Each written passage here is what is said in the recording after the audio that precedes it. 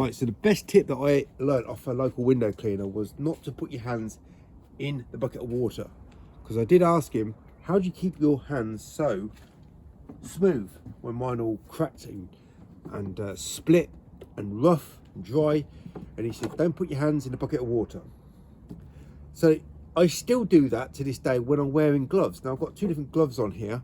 Not that I'll wear two different gloves when I'm working. Just going to give you a little demonstration of what the difference with the gloves are. They're both waterproof. One's more warm than the other.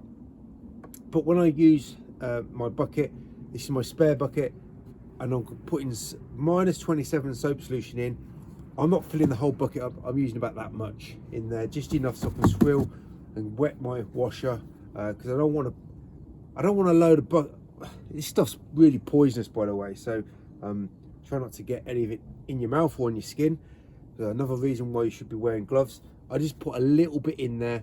I've got much more control when there's a little bit of solution in there than if it was topped up to a full bucket.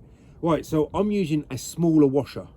I would like to use a bigger washer, but because I'm limited and restricted and I'm working extreme temperatures, just like if it was hot, I need to scale down my sizes, but I need to scale down my washer size as well, because I don't want to be on the bigger panes putting too much solution on here.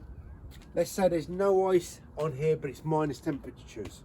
Okay, so the windows are dry, but I don't want to be putting too much solution on here.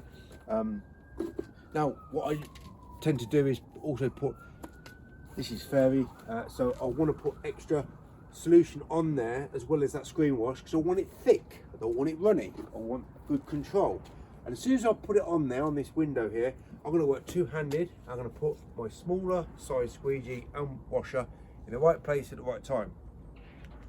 Don't have to worry about too much the solution that I'm putting on here to freeze up. What you got to be concerned with, as soon as you made that swipe there, that lag effect, which happens with all squeegees in all weathers, but obviously it's going to linger much more in freezing temperatures. When I made that swipe, there's still that film left behind, and that is so thin it will freeze instantly. So that's why I need to work two-handed with a smaller squeegee and just be very, very quick with my tooling technique. And then I'm going to come over here, just like if it was going to be really hot. Extreme temperatures is not good for using squeegees in the cold or in the heat. Am I going to get guaranteed good results? No, I'm not going to be guaranteed good results, but I want that solution to come off that window in the quickest amount of time to reduce that problem whatsoever. If there's ice on here and ice on here, then I'm fighting a losing battle. I just won't bother with those cleaning those windows at all. So scale down my sizes of my squeegees and my washer, and just use a little bit of screen wash. I'm using minus 27, and even that sometimes freezes as well. Moving on to the gloves quickly. I don't want to get these gloves especially dunked in the bucket of solution or water, because this is material. This will stay wet all day and got a chance of touching the window. So don't put your hands in the bucket of water. If you've got these sort of gloves, these are much colder, but they're waterproof on the outside. These are waterproof, but they're waterproof in between the material. This is not good to get wet. I mean, that's wet, but it's not saturated wet, it's just suds.